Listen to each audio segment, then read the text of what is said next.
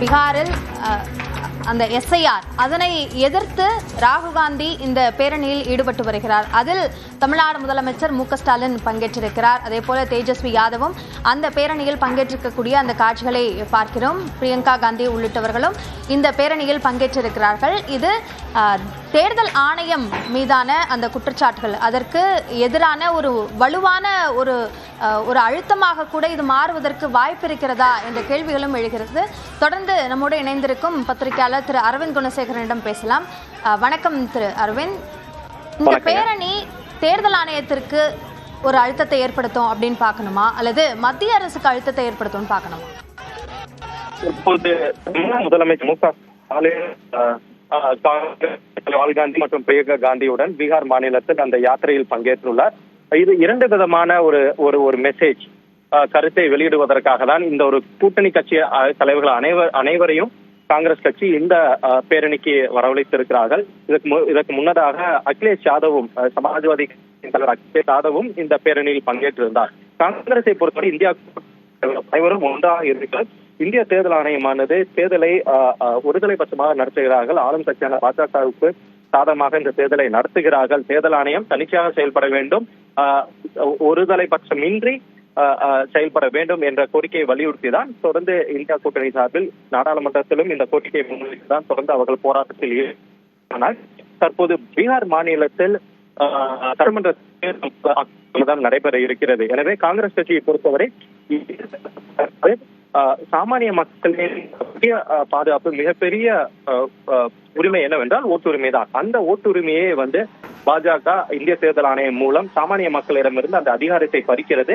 எனவே அதற்கு எதிராகத்தான் இந்த போராட்டத்தை இந்தியா கூட்டணி சார்பில் நாங்கள் முன்னெடுக்கிறோம் என்ற ஒரு கருத்தை முன்வைத்துதான் இந்த ஒரு பேரணியும் இந்த ஒரு போராட்டத்தையும் தொடர்ந்து ராகுல் காந்தி, அதே போல தேஜஸ்வி யாதவ் ஆர்ஜேடி ராஷ்டிரிய ஜனதா தள கட்சியும் தொடர்ந்து முன்னெடுத்து வருகிறார்கள். ஆனால் தற்போது திமுக தலைவரும் தமிழக முதலமைச்சரும் இந்த பேரணியில் சேர்ந்திருப்பது, அதாவது கூட்டணி கட்சி தலைவர்கள் அனைவரும் நாங்கள் ஒன்றாக இருக்கிறோம், நாங்கள் அனைவரும் ஒன்றாக இணைந்து பாஜகவுக்கு எதிராக இந்த ஒரு போராட்டத்தை முன்னெடுக்கிறோம். எனவே பீகார் மாநிலத்தில் இந்த ஒரு பார்முலா அனைத்து இந்தியா கூட்டணி கட்சி தலைவர்களும் அனைவரும் ஒன்றாக இணைந்து பாஜக எதிராக போராடி வெற்றி பெற்று விட்டால் இதே பார்முலாவை இனி வெறும் அனைத்து மாநில சட்டமன்ற தேர்தலிலும் இந்தியா கூட்டணி சார்பில் முன்வைக்க இருப்பதாகத்தான் தெரிகிறது. அதாவது எங்கெங்கெல்லாம் பாஜக தேர்தலில் எதிர்கட்சி, எங்கெங்கெல்லாம் பாஜக இருக்கிறதோ, ஆளுங்கட்சியாக இருக்கிறதோ, அங்கு அனைத்து இந்தியா கட்சி தலைவர்களும் அனைவரையும் ஒன்றாக இணைத்து இது போன்ற ஒரு தேர்தல் பிரச்சாரம், இது போன்ற ஒரு கேம்பெயினையும் நடத்துவதுதான் இந்தியா கூட்டணியின் ஒரு திட்டமாக இருக்குது. அதுக்கு ஒரு முன்னேற்பாடாக தான் தற்போது பீகாரிலும் நாம் இதனை பார்த்து வருகிறோம். திரு அரவிந்த், இதுல இன்னொரு முக்கியமான ஒரு கோணமும் இருக்கிறது. முதலமைச்சர் மு.க.ஸ்டாலின், அதாவது பாஜகவை எதிர்க்கக்கூடிய கட்சிகளில் பலம் வாய்ந்த ஒரு கட்சியாக, தேசிய அளவிலும் பார்க்கப்படும் ஒரு கட்சியாக திமுக இருக்கிறது. அதன் தலைவர் இந்த பேரணியில் கலந்து கொண்டிருப்பது என்பது எத்தகைய ஒரு முக்கியத்துவம் வாய்ந்த ஒரு அரசியல் நகர்வாக பார்க்க வேண்டியுள்ளது? ஏனென்றால் இது வெறும் ஒரு பீகார் சட்டமன்ற தேர்தலுக்கான பிரச்சாரமாக மட்டும் இருந்திருந்தால் தமிழக முதலமைச்சரோ திமுக தலைவரோ மு.க.ஸ்டாலின் சென்றிருக்க தேவையில்லை. ஆனால் இவர்கள் முன்வைக்கும் கருத்து என்ன? ஒரு சாமானியனுக்கு இந்திய அரசியல் சாசனம் வழங்கியிருக்கும் உச்சபட்ச அதிகாரமே வாக்குரிமை தான்.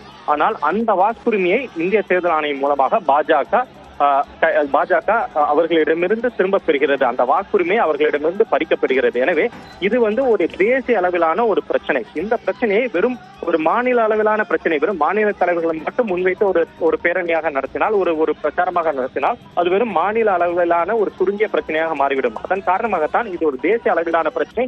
ஒவ்வொரு மாநிலத்திலும் இதனால் மாநிலத்தில் உள்ள மக்களும் பாதிக்கப்படுவார்கள். எனவே ஒரு தேசிய அளவிலான பிரச்சனையை தேசிய தலைவர்கள் அனைவரையும் ஒன்றாக இணைந்து இந்த பிரச்சாரத்தை முன்னெடுக்க வேண்டும் என்பதுதான் காங்கிரஸ் கட்சியின் திட்டமாக இருக்கிறது. அதன் காரணமாகத்தான் தற்போது இந்திய கூட்டணி கட்சிகள் தலைவர்கள் அனைவரையும் இது போல இந்த பிரச்சாரத்துக்கு அழைத்திருக்கிறார்கள்.